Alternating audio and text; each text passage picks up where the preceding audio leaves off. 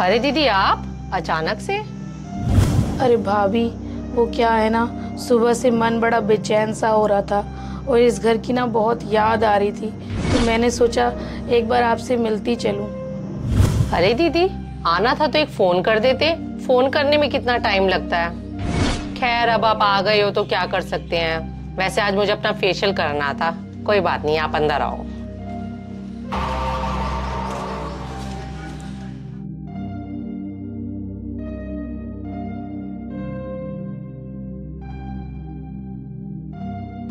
भाभी, आज माँ को गए पूरा 1 महीना हो गया।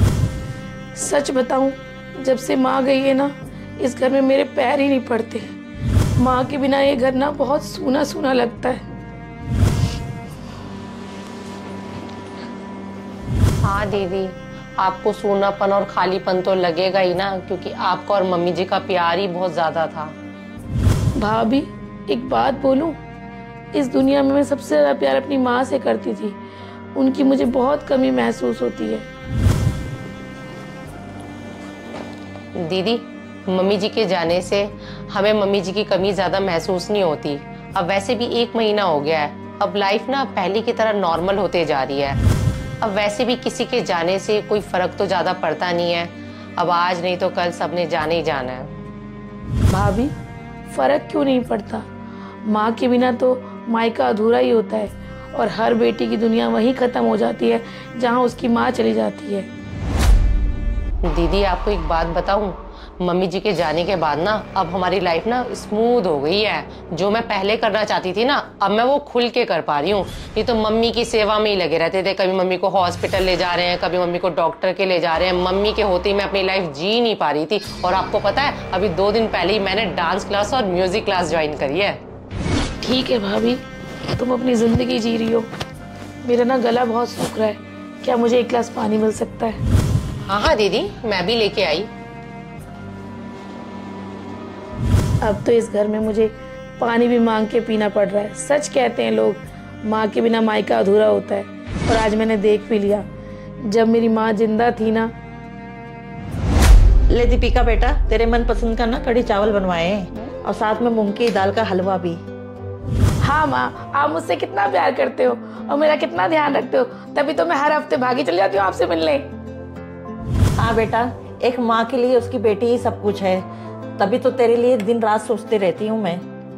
हाँ माँ, आप बिल्कुल सही कह रहे हो। माँ बेटी का रिश्ता ही ऐसा होता है। और मैं भी ना पूरे दिन में एक बार भी फोन पे आपसे बात ना करूँ ना, तो मेरी तो रोटी ही नहीं हजम होती।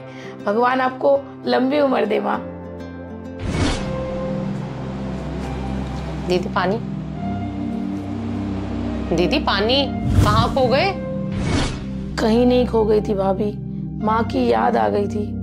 और कुछ पल के लिए मुझे ऐसा लगा कि माँ यहीं बैठी है और मेरे सर पे हाथ फेर रही है। दीदी पुरानी बातों को याद कर कर क्या फायदा, जाने वाले तो चले गए हैं। चलो खैर कोई बात नहीं, अब थोड़ी देर में ही राजीव आने वाले हैं, आप उनका वेट करो। और मुझे वैसे भी ना फेशियल करना था, कल मुझे ना किटी पार्टी में जाना है, तो आप यहाँ आराम से बैठो। राजीव आएंगे ना तो दोनों भाई बहन बातें करना, मैं फेशियल करने जा रही हूँ। सुनो भाभी, एक बात बोलूं, मायका तो माँ से ही होता है। और माँ जब थी ना, तो वो मुझे एक पल के लिए भी अकेला नहीं छोड़ती थी। ये फेशियल तो तुम बाद में भी कर लोगी, और वैसे भी मैं 1 महीने बाद आई हूँ। दीदी मुझे बहुत अच्छे से पता है, आप मम्मी जी के जाने के बाद पूरे 1 महीने के बाद आए हो। अगर दीदी आप मुझे फोन करके आते हैं ना, तो मैं आपके लिए ना टाइम निकाल के रहती। और दीदी बुरा मत मानना, जब मम्मी थी ना तो आप मम्मी को फोन करके हमेशा आते थे। माँ, तुम्हारे जाने के बाद मेरा मायका मायका नहीं रहा। जब मैं पहले इस घर में आती थी, कितना खुशी का माहौल होता था और भाभी भी मुझे खुश होके मिलती थी। सही कहते हैं लोग, माँ के बिना मायका मायका नहीं होता। ऐसा क्यों होता है माँ? बताओ ना, बताओ माँ। दीदी उठो और रोना बंद करो। दीदी आपके इस सवाल का जवाब अब मम्मी जी नहीं दे सकती हैं। आपके इस सवाल का जवाब अब मैं आपको देना चाहूंगी। दीदी बुरा मत मानना, मायका उन बेटियों का खत्म होता है जो कभी अपनी भाभीियों का घर बसने नहीं देती हैं और आके अपनी मम्मी के कान भरती हैं अपनी भाभी के खिलाफ। भाभी, आप क्या कहना चाहते हो? मैं कुछ समझी नहीं। क्या दीदी, आप समझे नहीं, अभी तो मम्मी जी को गए हुए सिर्फ 1 ही महीना हुआ है, आप इतनी जल्दी भूल गए। कोई बात नहीं दीदी, आपको तो याद नहीं होगा, पर मैं आपको याद दिला देती हूँ। जो आपने और मम्मी जी ने मिलकर मेरे साथ जो किया है ना, मैं कभी जिंदगी में नहीं भूल सकती वो दिन। मम्मी जी ने भी एकदम से मुझे बोल दिया कि दही बल्ले बनाओ। अब एकदम से दही बल्ले थोड़ी ना बन जाते हैं, इसके लिए पहले से तैयारी करनी पड़ती है। मम्मी जी को मैं क्या बोलूं, बस मम्मी जी को तो यही रहता है मेरी बेटी दामाद आए हैं, कोई कमी ना रह जाए उनकी खातिरदारी में। कोई बात नहीं, बनाऊंगी अब, नहीं तो मम्मी जी नाराज हो जाएंगी। बहू, ओ बहू। जी मम्मी जी। ओ बहू, कितनी देर लगेगी दही बल्ले बनने में? मम्मी जी थोड़ी देर और लगेगी दही बल्ले बनने में। अब दही बल्लों में टाइम तो लगता ही है ना बनने के लिए। अब आपने एकदम से मुझे बोल दिया कि दही बल्ले बनाओ, मेरी बेटी ने खाने हैं। वैसे भी मम्मी जी आज मेरी तबीयत कुछ ठीक सी नहीं लग रही है।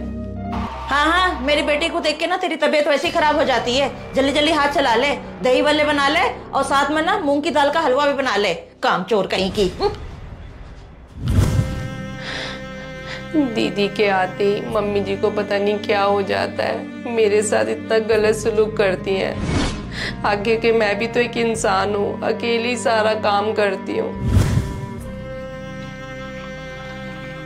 भाभी भाभी, ये कैसे कपड़े धोने तुमने? तुम्हारी माँ ने कुछ सिखाया कि नहीं सिखाया तुम्हें? और तुम क्या कह रही थी माँ से कि तुम्हें म्यूजिक और डांस क्लास ज्वाइन करनी है? कराती तुम्हारी म्यूजिक और डांस क्लास ज्वाइन? हाँ दीदी, मैंने ही मम्मी जी को बोला था मुझे डांस क्लास और म्यूजिक क्लास का बहुत ज़्यादा शौक है। तो जब मम्मी जी दोपहर को खाना खा के सो जाती हैं तो 1 घंटा मेरे पास खाली टाइम होता है, उसी बीच मैं ये डांस क्लास और म्यूजिक क्लास ज्वाइन करना चाहती थी। दीदी मेरा बचपन से शौक था।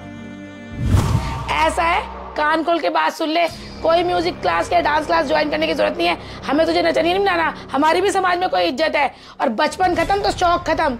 सुन ले बात।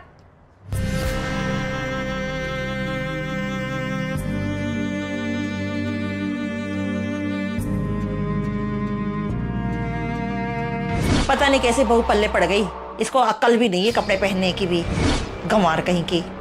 ये तो कहीं ले जाने लायक नहीं है, शर्म आती है इसको अपनी बहू कहते हैं। हाँ माँ, आप बिल्कुल ठीक कह रहे हो। उस दिन देखा नहीं था मामा जी की 13वीं पे कैसे सादे से कपड़े पहन के आ गई थी, बिल्कुल भिखारन लग रही थी।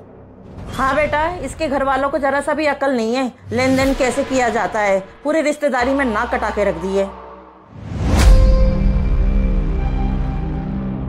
दीदी अब आपको याद आया या अभी भी कुछ याद दिलाने को बचा है? दीदी मेरी 6 साल की शादी में जितना आपने और मम्मी जी ने मुझे सताया है ना, मैं पूरी जिंदगी भर भूल नहीं सकती हूँ।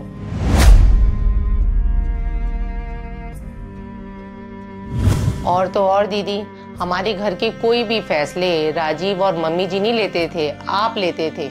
मम्मी जी पल पल की खबर आपको फोन पे देती थी, मेरी इतनी बुराइयां करती थी। दीदी बुरा मत मानना, अगर आप सही होते ना तो मम्मी जी को आप समझाते और मेरे खिलाफ भड़काते नहीं। दीदी आप दोनों ने ना मेरी जिंदगी ना नरक बना के रखी हुई थी।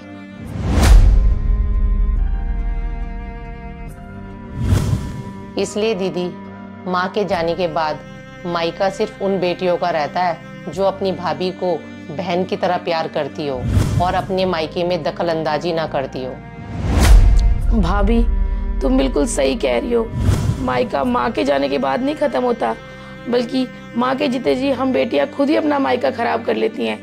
मैं अपने किए पे बहुत शर्मिंदा हूँ, हो सके तो मुझे माफ कर देना। माँ से ही मायका होता है। जब मैं कहानी लिख रहा था ना तो मुझे बहुत दुख हो रहा था और इन किरदारों को निभाने में भी हमारी टीम बहुत इमोशनल हो गई थी, क्योंकि ये कहानी नहीं सच्चाई है हम सबकी ज़िंदगी की, जिसको हम कभी ठुकरा नहीं सकते।